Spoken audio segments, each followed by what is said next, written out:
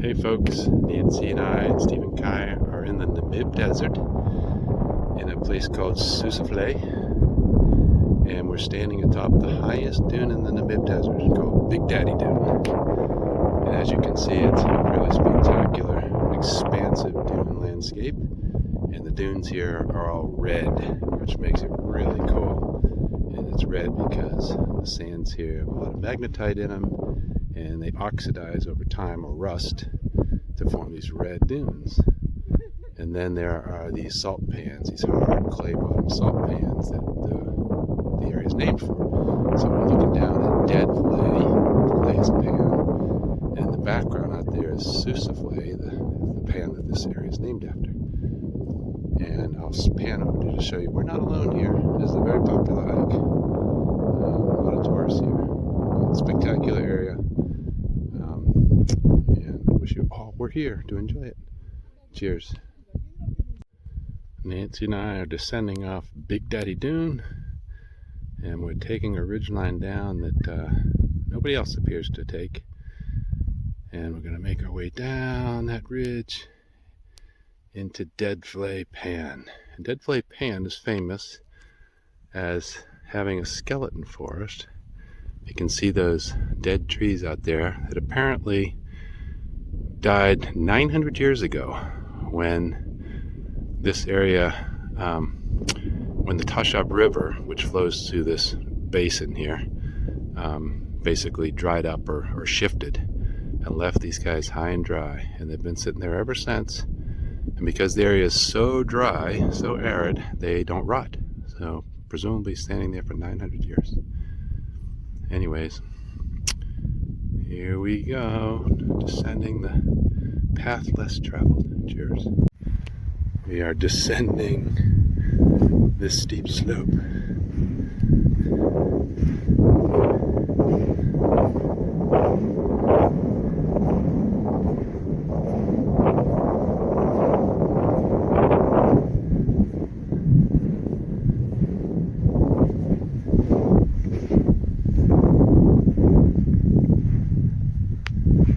Cheers.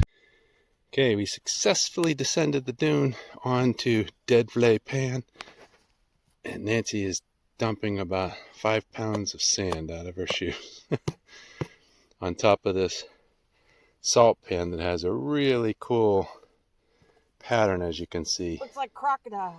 Crocodile skin, she says. Very cool. And then the long walk across the pan to the dead trees. Meet up with Stephen Kai. And hopefully find Stephen Kai over there somewhere. Cheers. Okay, Nancy and I are back for a second day at Sossusvlei, and this time we're hiking up Big Mama Dune, which overlooks the big Sossusvlei pan itself, across from Big Daddy and Dead Flay. And what's amazing is we got here sort of early, but maybe we're probably half hour after sunrise, and we have this to ourselves because everybody else is over at Dead Flay and Big Daddy. So pretty cool. We'll see you at the top. Cheers. Okay, here we are, summiting Big Mama Dune.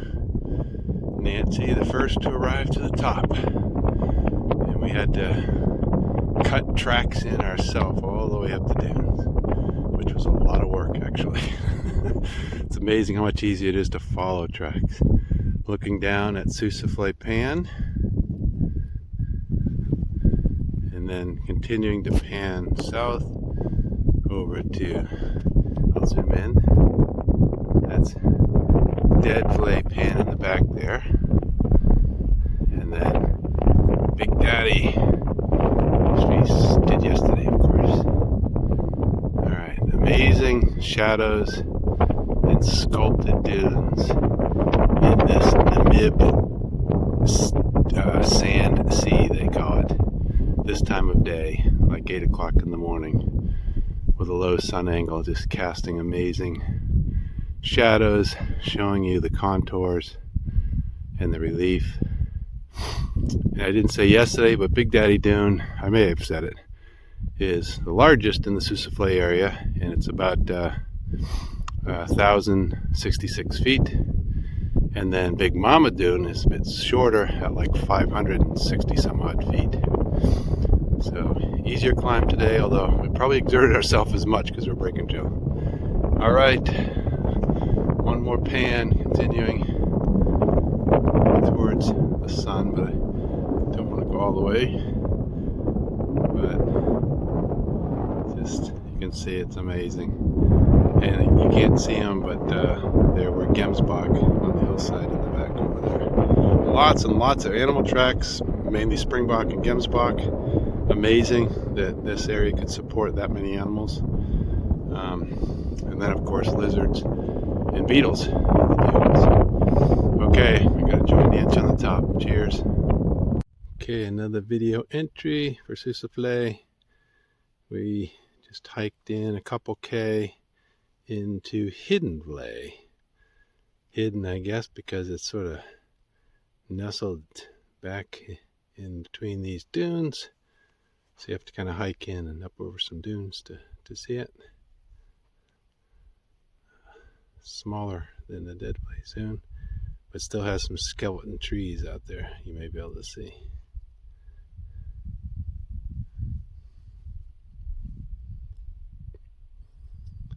Hidden Vlei. And let's see. Hey Nancy. Too hot in the day to have done this. Yeah, we did this after our brunch, after coming down Big Mama, so it's like getting close to noon, so it's Very a little bit hot. exposed. Yeah. Okay, cheers. Okay, we are at our last stop at the Sossusvlei area.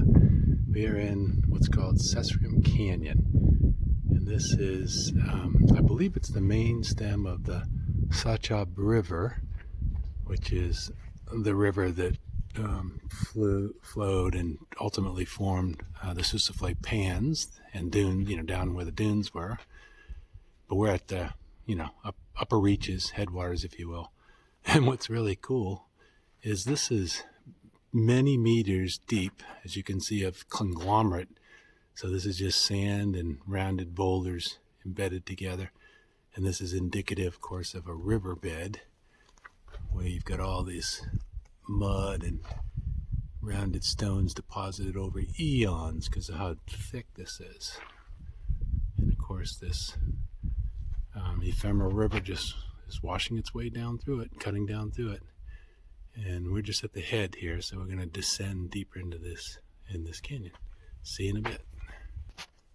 Some cool little caves, and in this case, it's cut all the way through to another little canyon on the other side.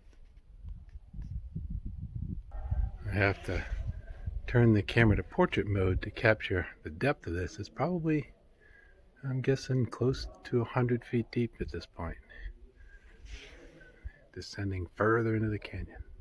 Cheers. Nancy heading up canyon right now because there's a large party of Italians heading down canyon, so we'll give them some time. But again, very, very cool formations.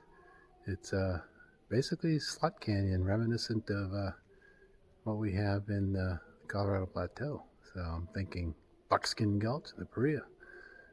All right, more to come. More bends and twists in this canyon. It seems to go on for quite a distance. Still heading up canyon at this point. The deepest part of the canyon is down canyon from our original entry point. More to come.